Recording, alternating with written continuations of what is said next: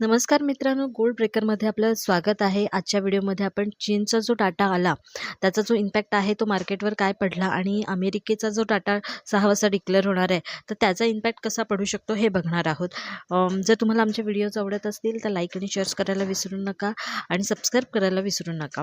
आणि एक छोटंसं डिस्क्लेमर की हा व्हिडिओ फक्त आणि फक्त एज्युकेशन बेसवरती तयार केलेला आहे. याच्यामध्ये आम्ही कुठल्याही प्रकारचा निवेश करायला सांगत नाही. जर तुम्हाला निवेश करायचा असेल तर तुम्ही तुमच्या वित्तीय सल्लागाराशी बोलूनच डिसिजन घेणं गरजेचं आहे. तर चला तर बघूयात की आजचं काय आजचा व्हिडिओमध्ये चायनाचा जो GDPचा आपण डाटा बघितला तो ॲक्सेप्टेशनपेक्षाही चांगला येताना दिसून आलेला आहे.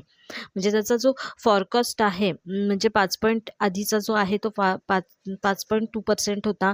त्याच्यानंतर आता जो इयर अँड इयरचा Q2चा जो डाटा आला तो 5.2चा आलेला आहे आणि इयरली क्वार्टरचा फर्स्ट क्वार्टरचा बघितला तर 5.4 असा आलेला आहे. जर बघायला गेलं तर अमेरिकेने सगळ्यात आधी चीनवरती टेरिफ लावला, पण त्याचा जो डाटा आहे हा प्रत्येक वेळेला म्हणजे फर्स्ट हाफपासून तो चांगलाच येताना दिसून आला. तर त्याच्या उलट ज्यांनी टेरिफ लावला त्यांचा जो GDPचा डाटा आहे तो फर्स्ट वीकमध्ये आपल्याला वीक येताना दिसला.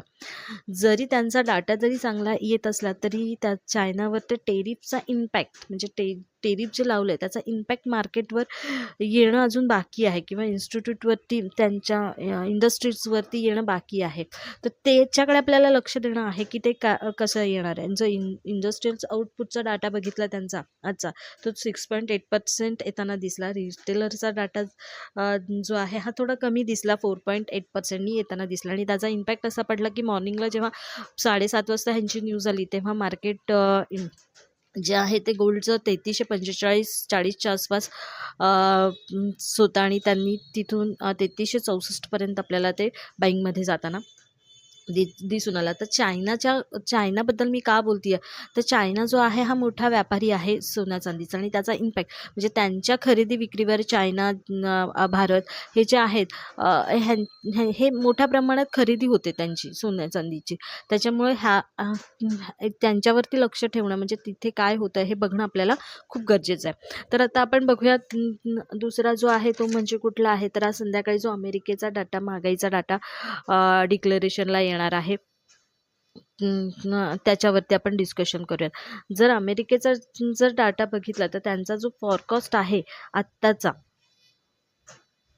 तर त्यांचा आज संध्याकाळी जो अमेरिकेचा महागाईचा डाटा येणार आहे तो कदाचित वाढून येण्याची शक्यता आहे. म्हणजे त्याचा जर फॉरकास्ट आपण बघितले तर ते आपल्याला वाढून येताना दिसत आहेत. जर आपण कोर CPIचा जर डाटा बघितला तर तो प्रिव्हियसचा 0.1% होता आणि फॉरकास्ट जो आहे त्याचा 0.3%चा दिसतोय.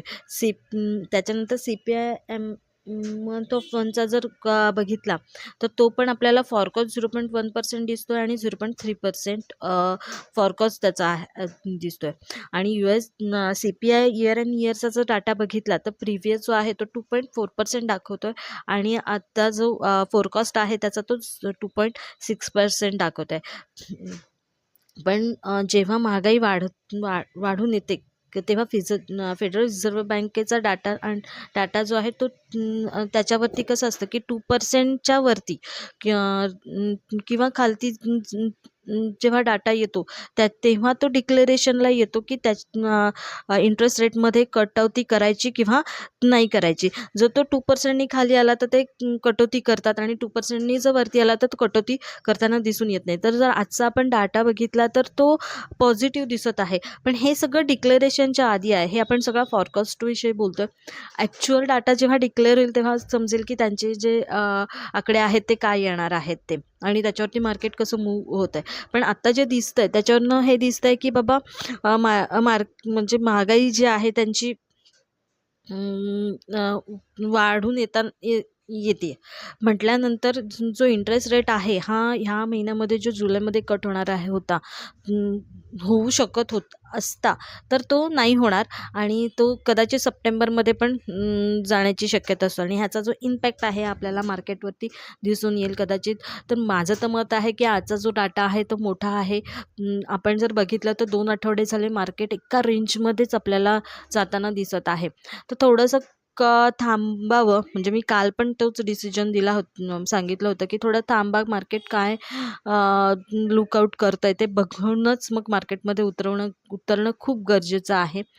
तर थोडं थांबूयात आपण आणि मग त्याच्यानंतर म्हणजे आज थोडंसं ॲनलायझिंग करूनच तुम्ही तुमचे जे ट्रेड आहेत किंवा तुमच्या पोझिशन आहेत त्या डिक्लेरेशनमध्ये घ्या.